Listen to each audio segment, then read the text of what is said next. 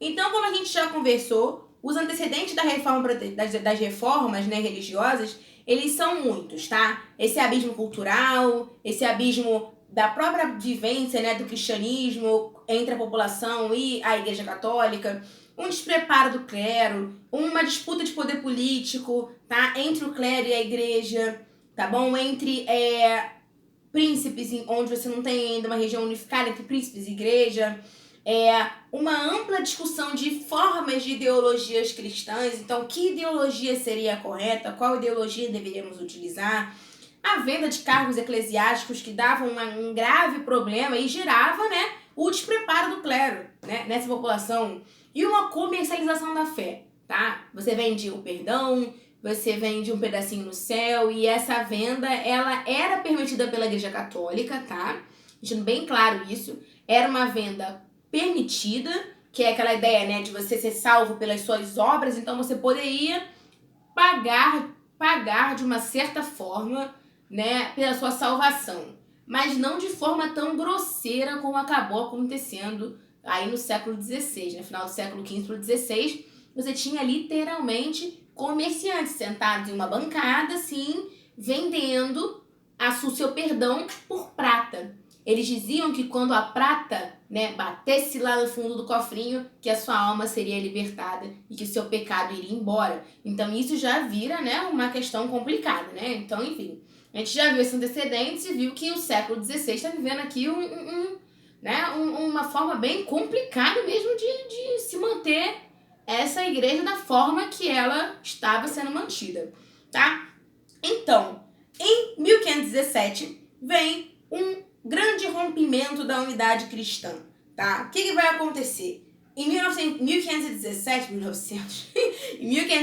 é o momento em que o Martinho Lutero publica suas 95 teses. Essas 95 teses são publicadas na região da Germânia. É ali onde é a Alemanha hoje em dia, mas a gente não pode chamar de Alemanha ainda, porque a Alemanha só se unifica lá mais tarde, tá?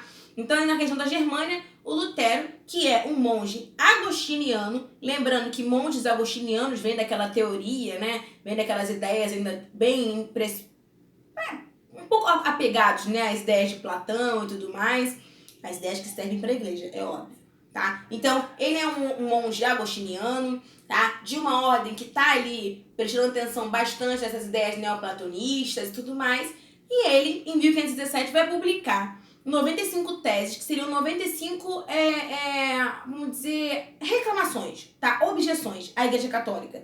E propondo soluções também.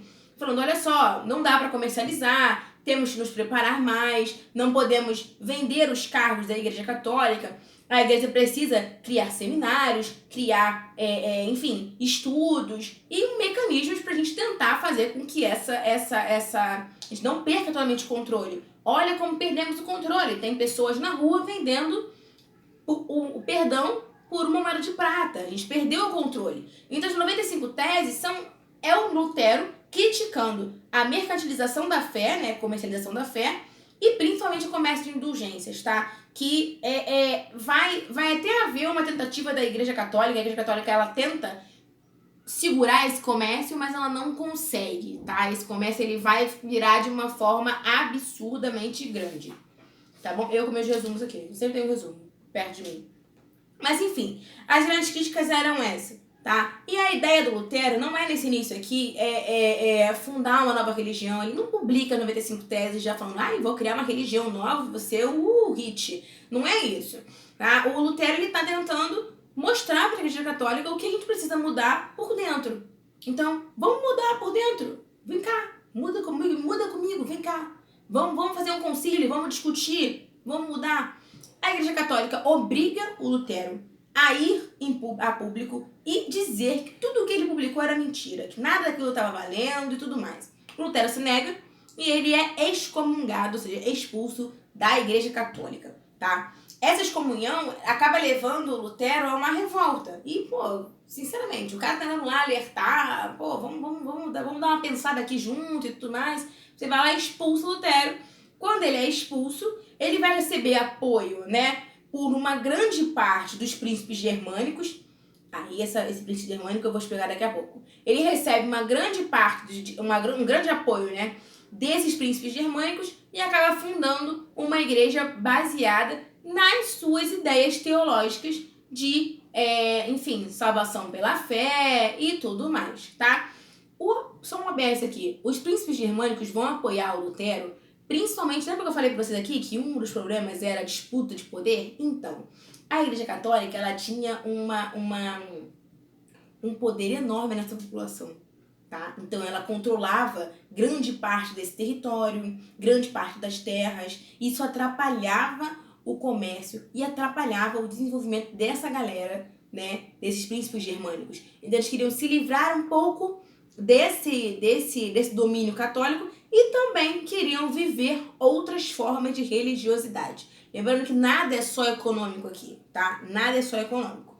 Então, esse apoio, ele vai acabar fazendo com que a Igreja Católica receba, né, uma grande rival, que seria agora a Igreja Luterana, tá? A Igreja Luterana tem como principal característica, né, a ideia de que o homem, ele é salvo pela fé, ou seja, ele utiliza seu livre-arbítrio para agir conforme os mandamentos de Deus, tá? Então, o homem ele agora ele vai utilizar o seu livre-arbítrio para decidir se ele vai agir conforme os mandamentos, conforme a Bíblia, que ele agora vai saber ler e vai saber interpretar, porque a Bíblia está traduzida, ele vai traduzir a Bíblia, ou não, tá? Isso é muito importante, por isso que você é salvo pela fé. Você tem o fim do culto às imagens, que é aquela ideia de idolatria, tá? Você acaba com o culto às imagens, acaba com o culto à Virgem, não tem mais culto à Virgem Maria, nada disso. A livre interpretação da Bíblia, tá? É muito importante, porque você traduz a Bíblia para a língua vulgar, né? Você tira a Bíblia do latim, traduz a Bíblia para o que seria o alemão, né? Hoje em dia, e você facilita você faz com que as pessoas tenham maior proximidade com Deus. Isso é muito importante, tá? Eles negam o celibato, porque o celibato não era uma prática, segundo Lutero, né, que tinha nenhum respaldo, nenhum tipo de respaldo bíblico para isso. Era basicamente, né, uma tática de você tentar manter, né, as terras da igreja sem divisão por herdeiros, então não tem um sentido, e o celibato não era muito utilizado. Tem relatos de até orgias nessa época aí, é meio complicado, tá? Então, assim, alguns padres faziam orgias, ou então se casavam, freiras também tinham filhos, e aí, como é que que acontecia, né? Da onde que saía essa criança, se tinha o celibato? Então, o Lutero prefere trabalhar com a realidade, né? Vamos tirar o celibato daqui, até porque não tem nenhuma ideia bíblica que sustente essa relação do celibato. E também acreditava na subordinação da igreja pelo Estado, tá? Então, a igreja agora ela fica subordinada ao Estado.